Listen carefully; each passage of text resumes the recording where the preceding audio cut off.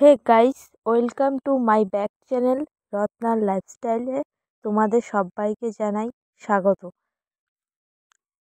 আজকের দিনটা শুরু করলাম আমি বিছানা উঠানো দিয়ে।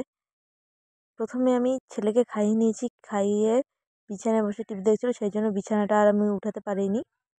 আর এখন তোমাদের সাথে গল্প করতে করতে করে নিলাম, লেপটা ভাঁজ করে রেখে দিলাম সাইডে। এখন আমি ব্ল্যাঙ্কেটটা গায়ে দিব, কারণ আমরা তো ওই উত্তরবঙ্গের লোক, কারণ আমাদের এদিকে বেশি ঠান্ডা পড়ে কোচবিহারে, সেই জন্য আমরা দুটোই গায়ে দিই, এত ঠান্ডা লাগে। ব্ল্যাঙ্কেটটাও তোমাদের সাথে কথা বলতে বলতে সাজানো হয়ে গেছে।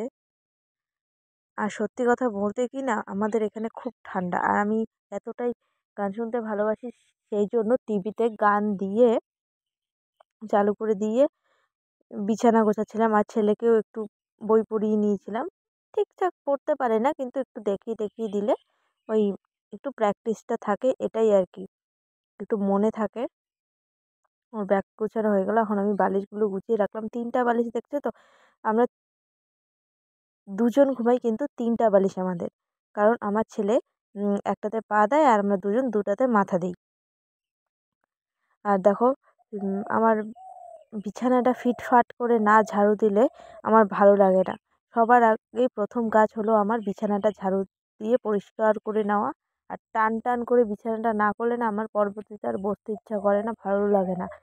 সেই জন্য সব দিকে গুটিয়ে কাটিয়ে পরিষ্কার করে ফ্রেশ করে আমি বিছানাটা ঝেড়ে নিচ্ছি। আর ঝাড়াকেই ঝাড়বো বিছানাটাকে।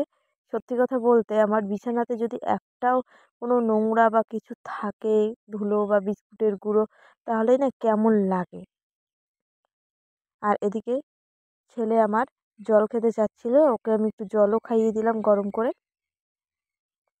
তোমাদের সাথে। আর সকালবেলার কাজ সব শেষ, খাওয়া দাওয়া শেষ। আর আমরা এখন দেখো বাইরে বসে আছি। বসে থাকতে থাকতে আমরা একটা রিলসও করে নিলাম। Bye bye.